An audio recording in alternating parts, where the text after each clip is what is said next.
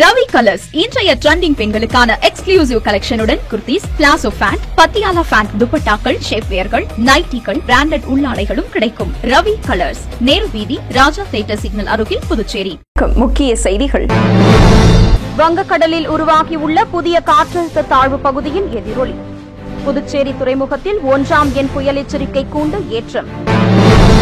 லாஸ்பேட்டை புறக்காவல் நிலையம் எதிரே நடந்த கொலை முயற்சி. 4 பேர் கொண்ட கும்பலை அதிரடியாக கைது செய்த காவல்துறை. புதுச்சேரியில் 10 அரசு பள்ளிகளில் ஸ்மார்ட் வகுப்பறைகள் காணொலி வாயிலாக துவக்கி வைத்தார் முதலமைச்சர் ரங்கசாமி. சங்கராபரணி ஆற்றில் பாய்ந்தோடும் வெள்ளம். அபாயத்தை உணராமல் மீன் பிடிக்கும் பொதுமக்களின் அலட்சியம். நம்ம பாண்டிச்சேரிக்கு ரிலையன்ஸ் ஃபேஷன் வேர்ல்ட் வந்தாச்சு. குவாலிட்டியான பிராண்டட் ஆடைகள் கம்மியான விலையில. எங்க தெரியுமா? அண்ணா சாலை ரத்னா தியேட்டர் பக்கத்துல இருக்க நம்ம ரிலையன்ஸ் ஃபேஷன் வேர்ல்ட் தான். இங்க கலெக்ஷன்ஸ் எல்லாமே ட்ரெண்டுக்கு ஏத்த மாதிரி இருக்கு. இப்போ தீபாவளி மற்றும் ஓபனிங் ஆஃபரா 1999 ரூபாய்க்கு மேல பர்ச்சேஸ் பண்ற அனைவருக்கும் Cello brand dinner set, John Players duffel bag மற்றும் அமெரிக்கன் டூரிஸ்டர் ட்ராலி பேக் போன்ற பரிசுகளும் இருக்கு. Reliance fashion world, number 460, Anna Salai, Ratna theatre அருகில், புதுச்சேரி. இனி விரிவான செய்திகள். வங்கக்கடலில் புதிய காற்றழுத்த தாழ்வு பகுதி உருவாக்கியுள்ள நிலையில் புதுச்சேரியில் 1ஆம் நிலை புயல் எச்சரிக்கை கூண்டு ஏற்றப்பட்டுள்ளது.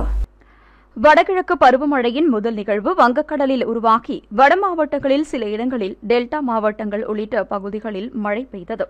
இந்நிலையில் இதனைத் தொடர்ந்து தற்போது தென்கிழக்கு வங்கக்கடல் பகுதியில் புதிய காற்றழுத்த தாழ்வு பகுதி உருவாகியுள்ளது. இது அதே பகுதியில் நிலவுவதால் அது மேற்கு வடமேற்கு திசையில் மெதுவாக நகர்ந்து தென்கிழக்கு மற்றும் அதனை ஒட்டிய மத்திய வங்கக்கடல் பகுதிகளில் காற்றழுத்த தாழ்வு மண்டலமாகவும் பின்னர் தீவிர காற்றழுத்த தாழ்வு மண்டலமாகவும் வலுப்பெறக்கூடும் என்றும் அதனையடுத்து 27ஆம் தேதி திங்கட்கிழமை அது புயலாக வலுவடையும் என்றும் வானிலை ஆய்வு மையம் தெரிவித்துள்ளது. இந்நிலையில் பொதுவாக புயல் உருவாகும் போது அதனை அடையாளப்படுத்துவது அதற்காக பெயர் சூட்டப்பட்டு வரும் நிலையில் தற்போது வங்கக்கடலில் உருவாகியுள்ள இந்த புயல் சக்கரத்திற்கு ஏற்கனவே கொடுக்கப்பட்டுள்ள பெயர் வரிசையின்படி மோந்தா என்று பெயரிடப்பட்டுள்ளது. இந்த பெயர் தாய்லாந்து நாடு பரிந்துரை செய்துள்ள நிலையில் இதற்கு அழகான மலர் அல்லது மனம் வீசும் மலர் என்று அர்த்தம் என்றும் தெரிவிக்கப்பட்டுள்ளது. இந்நிலையில் இந்த புயலானது வலுப்பெற்றால் தமிழகம் மற்றும் புதுச்சேரி, காரைக்கால் ஆகிய பகுதிகளில் கன முதல் மிக கனமழை பெய்யும் என்றும் தெரிவிக்கப்பட்டுள்ளது. இந்நிலையில் மத்திய மேற்கு வங்கக்கடல் மற்றும் அதனையொட்டிய பகுதிகளில் இந்த புயல் சக்கரத்தால் சூறாவளி காற்று மணிக்கு 45 கிலோமீட்டர் முதல் 90 கிலோமீட்டர் வரை வீசக்கூடும் என்றும் கணிக்கப்பட்டுள்ளது. இந்நிலையில் புதுச்சேரி துறைமுகத்தில் 1ஆம் நிலை எண் புயல் எச்சரிக்கை கூண்டு ஏற்றப்பட்டுள்ளது. மேலும் அதிக காற்று வீசக்கூடும் என்பதால் மீனவர்கள் கடலுக்குள் மீன்பிடிக்க செல்ல வேண்டாம் என்றும் எச்சரிக்கப்பட்டுள்ளனர் என்பது குறிப்பிடத்தக்கது. புதுச்சேரி லாஸ்பேட்டை புறக்காவல் நிலையம் அருகே பழ வியாபாரியை பயங்கர ஆயுதங்களால் தாக்கி கொலை செய்த முயற்சியில் தொடர்புடைய 4 பேரை காவல்துறையினர் அதிரடியாக கைது செய்தனர். லாஸ்பேட்டை நாவர்குளம் பகுதியைச் சேர்ந்தவர் ஜேக்கப் பால். பழ வியாபாரியான இவருக்கு திருமணமாகி 2 குழந்தைகள் உள்ளனர். இந்நிலையில் இவர் லாஸ்பேட்டை புறக்காவல் நிலையம் அருகே உள்ள சமுதாய நலக்கூடத்தில் நடந்த உறவினர் வீட்டு நிகழ்ச்சியில் கலந்து கொள்ள சென்றுள்ளார். அப்போது அங்கு 2 இருசக்கர வாகனங்களில் வந்த 5 பேர் கொண்ட கும்பல் ஆயுதங்களால் அவரை சரமாரியாக தாக்கிவிட்டு சென்றது. இதில் இரத்த வெள்ளத்தில் மயங்கி விழுந்த அவரை காவல்துறையினர் மீட்டு அரசு மருத்துவமனையில் சிகிச்சைக்காக அனுமதித்தனர். அங்கு அவர் உயிருக்கு ஆபத்தான நிலையில் சிகிச்சை பெற்று வரும் நிலையில் இந்த சம்பவம் தொடர்பாக லாஸ்பேட்டை காவல்துறை ஆய்வாளர் இனியன் வழக்கு பதிவு செய்து விசாரணை மேற்கொண்டு வருகிறார். விசாரணையில் முன்விரோதம் காரணமாக ஜேக்கப் பாலை மேட்டுப்பாளையத்தை சேர்ந்த பச்சையப்பன் தனது கூட்டாளிகளுடன் சேர்ந்து தாக்கியது தெரியவந்தது. தலைமறைவான அவர்களை காவல்துறையினர் தீவிரமாக தேடி வருகின்றனர். இதற்கிடையே அவர்கள் மேட்டுப்பாளையம் லாரி முனையத்தில் பதுங்கியிருப்பதாக காவல்துறையினருக்கு ரகசிய தகவல் கிடைத்ததன் அடிப்படையில் காவல்துறையினர் அங்கு விரைந்து சென்றனர். காவல்துறையினரை கண்டவுடன் அந்த கூட்டம் அங்கிருந்து தப்பி ஓட முயற்சி செய்தனர். இந்நிலையில் பச்சையப்பன் மற்றும் அவரது கூட்டாளிகள் ஆகிய 4 பேரை காவல்துறையினர் மடக்கி பிடித்து கைது செய்தனர். ஒருவர் மட்டும் தப்பி சென்ற நிலையில் காவல்துறையினரிடமிருந்து தப்பி செல்ல முயன்ற போது பச்சையப்பன், முகிலன் ஆகியோருக்கு கை கால்களில் எலும்பு முறிவு ஏற்பட்டது. இதையடுத்து அவர்களுக்கு அரசு மருத்துவமனையில் சிகிச்சை அளிக்கப்பட்டது. இதனையடுத்து கைதானவர்களிடம் காவல்துறையினர் விசாரணை மேற்கொண்ட நிலையில் அவர்கள் அளித்த வாக்குமூலத்தில் கடந்த மே மாதம் தனக்கும் ஜேக்கப் பாலுக்கும் இடையே காதல் விவகாரம் தொடர்பாக பிரச்சனை ஏற்பட்டதாகவும் அப்போது இருவருக்கும் இடையே கைகலப்பு ஏற்பட்டதால் இதுகுறித்து இரு தரப்பினர் அளித்த புகாரின் அடிப்படையில் கோரிமேடு காவல்துறையினர் வழக்கு பதிவு செய்தனர். இந்நிலையில் ஜேக்கபால் தன்னை கொலை செய்ய சதி திட்டம் தீட்டியதாக தகவல் கிடைத்ததால் தான் முந்திக் கொண்டதாகவும் இதற்காக தங்களின் நண்பர்களின் உதவியை நாடியதாகவும் அவர்களும் உதவி செய்வதாக கூறியதால் இதனால் நோட்டமிட்டு ஜேக்கபாலை தாக்க முயற்சி செய்ததாகவும் அதன்படி லாஸ்பேட்டையில் உறவினர் வீட்டு நிகழ்ச்சியில் பங்கேற்க வந்தவரை கூட்டாளிகளுடன் சேர்ந்து தாக்கியதாகவும் அவர்கள் வாக்குமூலம் அளித்துள்ளனர். இந்நிலையில் கைதான 4 பேரும் நீதிமன்றத்தில் ஆஜர்படுத்தப்பட்டு பச்சையப்பன், முகிலன் ஆகியோர் காலாப்பட்டு சிறையிலும், இருவர் அரியாங்குப்பம் சிறுவர் சீர்திருத்த பள்ளியிலும் அடைக்கப்பட்டுள்ளனர். மேலும் தப்பி ஓடிய சந்துருவை காவல்துறையினர் வலைவீசி தேடி வருகின்றனர். இந்த வழக்கில் கொலை முயற்சிக்கு தூண்டியதாக வில்லியனூரை சேர்ந்த ரவுடி ஒருவர் மீது காவல்துறையினர் வழக்கு பதிவு செய்துள்ளனர் என்பது குறிப்பிடத்தக்கது. புதுச்சேரியில் சமூக பொறுப்புணர்வு திட்டத்தின் கீழ் 10 அரசு பள்ளிகளில் ஸ்மார்ட் வகுப்பறை திட்டத்தை காணொலி காட்சி வாயிலாக முதலமைச்சர் ரங்கசாமி திறந்து வைத்தார். புதுச்சேரியில் உள்ள 10 அரசு பள்ளிகளில் திறன்மிகு வகுப்பறைகளான ஸ்மார்ட் கிளாஸ் ரூம் உருவாக்குவதற்கான திட்டத்தினை முதலமைச்சர் ரங்கசாமி சட்டப்பேரவையில் உள்ள அலுவலகத்தில் தொடங்கி வைத்தார். சென்னை NIIT அறக்கட்டளை, இண்டஸ் பவர் லிமிடெட் ஆகியவை இணைந்து பெருநிறுவன சமூக பொறுப்பு நிதி வழங்கும் திட்டத்தின் கீழ் புதுச்சேரியில் உள்ள 10 அரசு பள்ளிகளில் திறன்மிகு வகுப்பறைகளை உருவாக்குவதற்கான திட்டத்தினை முதலமைச்சர் ரங்கசாமி சட்டப்பேரவையில் உள்ள முதலமைச்சர் அலுவலகத்தில் துவக்கி வைத்தார். இந்த திட்டத்தின் கீழ் 10 அரசு பள்ளிகளுக்கு மாணவர்களின் டிஜிட்டல் திறனை மேம்படுத்துவதற்கான உபகரணங்களான computer, printer, LED, smart TV, web camera, computer மேஜை மற்றும் நாற்காலி, ஒயிட் போர்டு போன்றவைகள் வழங்கப்பட்டன. அதன்படி கல்மண்டபத்தில் உள்ள தியாகி திரு தியாகராஜ நாயக்கர் அரசு உயர்நிலைப்பள்ளி, சேலியமேட்டில் அமைந்துள்ள கவிஞரேறு வாணிதாசன் அரசு உயர்நிலைப்பள்ளி, திருபுவனையில் உள்ள அரசு உயர்நிலைப்பள்ளி, குருவிநத்தம் கவிஞர் பாரதிதாசன் அரசு உயர்நிலைப்பள்ளி, மங்கலம் அரசு உயர்நிலைப்பள்ளி, வாதானூர் அன்னை சாரதாதேவி அரசு உயர்நிலைப்பள்ளி, கனுவாப்பேட் அரசு உயர்நிலைப்பள்ளி, அருமார்த்தபுரம் திருவிகா அரசு உயர்நிலைப்பள்ளி, பணித்திட்டில் உள்ள அரசு உயர்நிலைப்பள்ளி, பிள்ளையார்குப்பத்தில் உள்ள நேதாஜி சுபாஷ் சந்திரபோஸ் அரசு உயர்நிலைப்பள்ளி ஆகிய 10 பள்ளிகளில் தலைமை ஆசிரியர்களிடம் திறன்மிகு வகுப்பறைகளுக்கான சான்றிதழ்களையும் மாணவர்களுக்கான புத்தகங்களையும் முதலமைச்சர் ரங்கசாமி வழங்கினார்.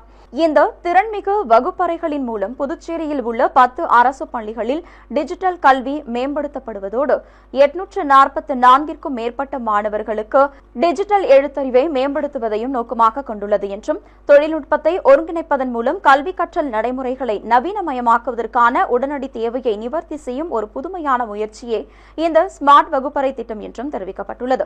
இந்த முயற்சிகள் வகுப்பறைகளை டிஜிட்டல் உள்கட்டமைப்புடன் கல்வியாளர்கள் மற்றும் மாணவர்களுக்கு பயிற்சி அளிப்பதையும் நோக்கமாக கொண்டுள்ளது என்றும் தெரிவிக்கப்பட்டுள்ளது. இந்த நிகழ்ச்சியின் போது சட்டப்பேரவைத் தலைவர் செல்வம், பொதுப்பணித்துறை அமைச்சர் லட்சுமி நாராயணன், வேளாண் அமைச்சர் ஜெயக்குமார், சட்டமன்ற உறுப்பினர் கல்யாண சுந்தரம், தலைமை செயல் அதிகாரி அரவிந்தர் பால் சிங், தலைமை கல்வி அதிகாரி குலசேகரன் மற்றும் அதிகாரிகள் பலர் உடனிருந்தனர். அரசின் உத்தரவையும் மீறி சங்கராபரணி ஆற்றின் வெள்ளத்தில் பொதுமக்கள் மீன்பிடித்து வருவது பரபரப்பை ஏற்படுத்தியுள்ளது. பருவமழை காலம் துவங்கியுள்ள நிலையில் கடந்த சில தினங்களாக தமிழகம் மற்றும் புதுச்சேரியில் மழை பெய்து வந்தது. இதன் காரணமாக நீர்நிலைகளில் நீர்மட்டம் உயர்ந்தது.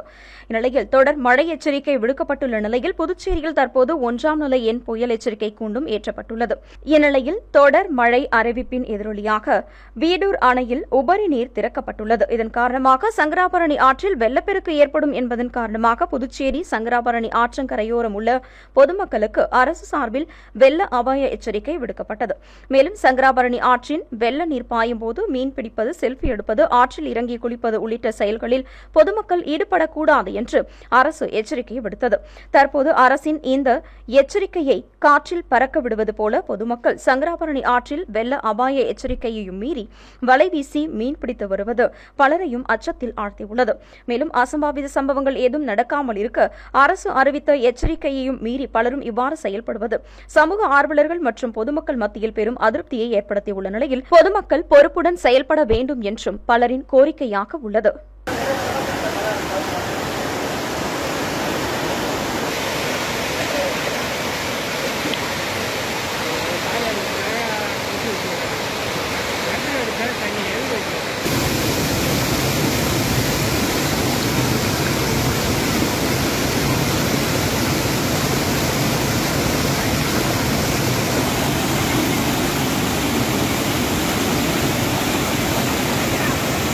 Go up.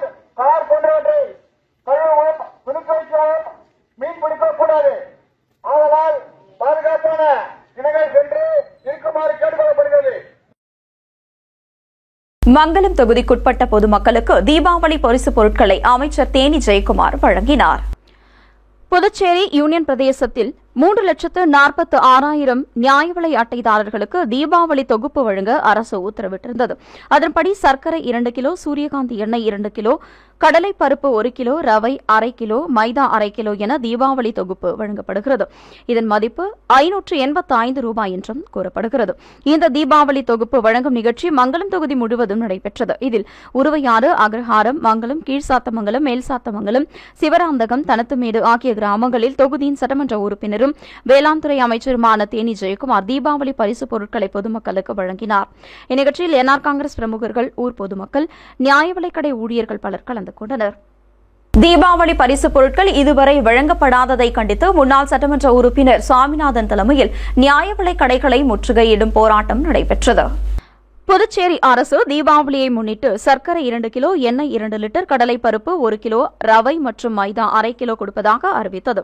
ஆனால் தீபாவளி முடிந்தும் ஒரு வார காலமாகியும் இதுவரை புதுச்சேரி அரசு அறிவித்த தீபாவளி தொகுப்பு வழங்கப்படவில்லை. இதனை கண்டித்து பொதுமக்கள் தீபாவளி தொகுப்பை உடனடியாக வழங்க கோரி லாஸ்பேட்டை, செல்லப்பெருமாள் பேட்டையில் உள்ள நியாய விலைக் கடையை முற்றுகையிட்டு போராட்டம் நடத்தினர். இதில் முன்னாள் சட்டமன்ற உறுப்பினர் சாமிநாதன் தலைமையில் நடைபெற்ற போராட்டத்தில் புதுச்சேரி அரசு எந்த ஒரு திட்டத்தை அறிவித்தாலும் அதில் தோல்வி கண்ட அரசாக தற்போது இருந்து வருவதாகவும், ஏழை எளிய மக்கள் தீபாவளியை கொண்டாடுவதற்காக தொகுப்பை அறிவித்த அரசு பண்டிகை முடிந்து ஒரு வார காலமாகியும் இதுவரை வழங்கப்படாதது ஏன் என்று கேள்வி எழுப்பினார். இதனால் புதுச்சேரியில் உள்ள ஏழை மக்கள் பலர் தீபாவளி கொண்டாடாமல் இருட்டிப்பு செய்துவிட்டது இந்த அரசு என்றும், மேலும் நலத்திட்டங்களை அனைத்திலும் தோல்வி கண்ட அரசாக இருந்து வருவதாகவும் குற்றம் சாட்டினார். தொடர்ந்து லாஸ்பேட்டை தொகுதியில் இந்த அரசு புறக்கணித்து வருவதாகவும் தெரிவித்த அவர், தட்டாஞ்சாவடி தொகுதி தவிர்த்து அனைத்து தொகுதிகளிலுமே தீபாவளி தொகுப்பு இதுவரை வழங்கப்படவில்லை என்றும் சுட்டிக்காட்டியுள்ளார். கடந்த ஜூன் மாதம் முதல் இலவச அரிசியும் இதுவரை வழங்கப்படவில்லை என்று தெரிவித்த அவர், இதுவரை எந்த ஒரு நலத்திட்டங்களையும் வழங்காத நியாய விலைக் கடையை பொதுமக்கள் மூடி ஆர்ப்பாட்டம் செய்தனர். இந்நிகழ்ச்சியில் வெங்கடேசன், இளமுருகன், கனகவள்ளி, வள்ளி உள்ளிட்ட ஏராளமான பொதுமக்கள் பலர் கலந்து கொண்டனர். இந்த போராட்டத்தை நடத்தி கொடுத்த நம்ம தலைவர் அவர்களுக்கு நன்றி. எல்லாரும் நீங்க இங்க வந்து பண்ணதுனால இன்னைக்கு வந்து பொருள் இங்க வருது. Very success. அஜெண்டா ஏற்பாடு பண்ணாங்க.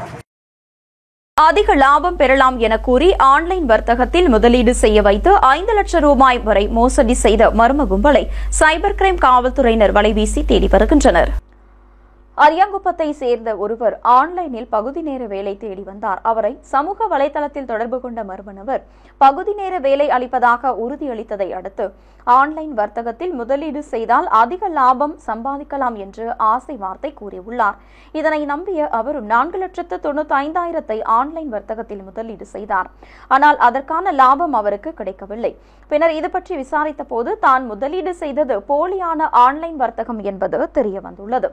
இதை குறித்து புதுச்சேரி சைபர் கிரைம் காவல் நிலையத்தில் அவர் புகார் அளித்தார். இதேபோல் உழவர்கரையை சேர்ந்தவரிடம் வங்கி அதிகாரி போல் பேசிய நபர் KYC புதுப்பிக்க வேண்டும் என தெரிவித்தார். அதனை நம்பிய அவர் தனது செல்போன் எண்ணிற்கு வந்து OTP எண்ணை பகிர்ந்துள்ளார். சிறிது நேரத்தில் அவரது வங்கி கணக்கில் இருந்து 80,000 ரூபாய் திருடப்பட்டுள்ளது.